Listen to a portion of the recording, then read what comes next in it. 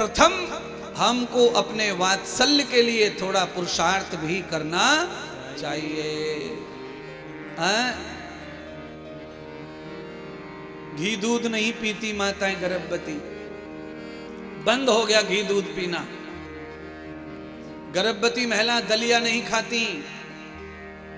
और मेरे कहने से मैं आयुर्वेद जानता हूं, प्राकृतिक चिकित्सा जानता हूं, नेचुरोपैथी जानता हूं। मेरे कहने से मैं आपको चैलेंज कर रहा हूं, आप रोजाना आधा लीटर दूध, आधा किलो बाजरे का मक्का का मिक्स दलिया और 100 ग्राम गुड़ और 100 ग्राम 50 ग्राम घी इतना खाओ 9 महीने, और 2 किलोमीटर रोज चलो और घर के सब काम करो, बिस्तर मत पकड़ो।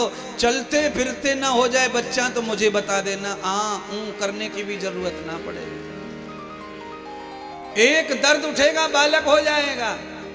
बालक गर्भ में घूमना चाहिए, घूमना चाहिए, घूमना चाहिए, घूमना चाहिए। बिस्तर पड़े पड़े तोड़ रहे हो, कहां से बच्चा घूमेगा? चिपक जाता है बच्चा ब्लेडर में और बच्चा फिर काट काट के निकालना पड़ता है। आज तो मैं यही सुनाऊंगा जो सुना रहा हूं। क्यों? आज हमारे घर में नरसिंह आएंगे, आज हमारे घर कृष्ण आएंगे, आज हमारे घर राम आएंगे, आज हमारे घर वामन आएंगे, आज हमारे घर बालक ही बालक आएंगे। इसलिए आपको भी सिखा रहा हूं कि बालक कैसे धर्म में आना चाहिए। विज्ञान साइंस जरूरी है, उसका सपोर्ट जरूरी है।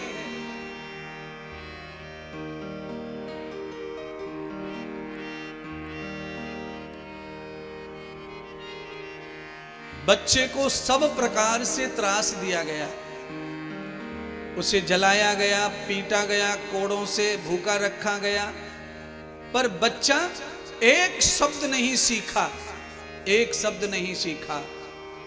महाराज, जो धर्म धुरंधर आते हैं पेट से, उनको दुनिया में कोई मोड़ नहीं सकता, कोई तोड़ नहीं सकता। अंत में हिरण्यकश्यप अपने बालक को लेके आ गया और घर पे ला करके अपनी बहन को बताया। बहन का नाम था होलिका। उसने कहा, भैया लाओ, तुम्हारे पुत्र को मैं भस्म कर दूंगी। ये कुल घाती पैदा हुआ है, ये कुपुत्र है, तुम्हारे दुश्मन के गुण गाता है। गोद में लेकर होलिका बैठ गई और ईर्षा घृणा की अग्नि में जलाना चाहती थी बालक को।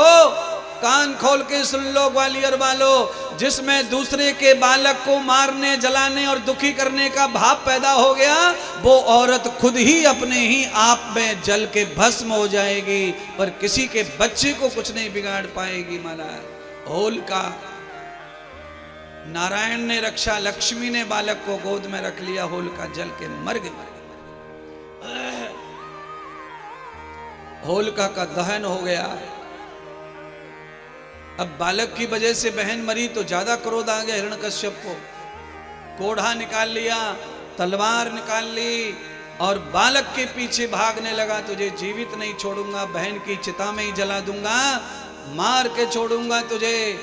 बालक ने कहा, पिताजी, मारने वाला है भगवान, बचाने वाला है आप कोई नहीं हो। न आपने मुझे जन्म दिया है और ना ही आप मुझे मार सकते हो। इसलिए हे पिताश्री, अभी कुछ नहीं बिगड़ा है, वो दाता दयालु है, मेरे कहने से आप उनके चरण पकड़ लो, आपका उद्धार हो जाएगा। अरे मूर्ख, मेरा होकर उसके गीत गा रहा है। आज मैं तेरे साथ में तेरे रक्षक भगवान विष्णु को भी मार डालूंगा, बुला ले, वो कहां छुपा है। बालक ने कहा, वो कहीं छुपा नहीं है। कहां है वो? मुझे दिख रहा है पिताजी, आपको नहीं दिख रहा है। क्यों? क्यों नहीं दिख रहा है? क्योंकि आपकी आंखों पे ईर्ष्या का, घृणा का, प्रतिशोध का, बदले का, अज्ञान और घमंड का पर्दा पड़ा हुआ है, और मेरी आंखों से पर्दा ओझल हो गया है मद मत्सर का। मुझे सर्वत्र भगवान दिख रहा है।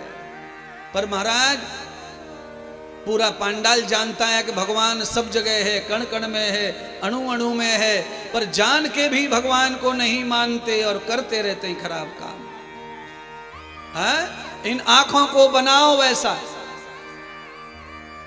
यथा सृष्टि दृष्टि नाम त्वयाम, आपकी दृष्टि और मन जैसा हो जाता है, दुनिया वैसी हो जाती है प्यारे।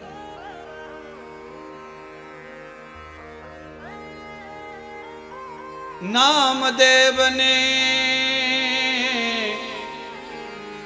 अरे रोटी पकाई और वो रोटी देखो कुत्ते ने खाई।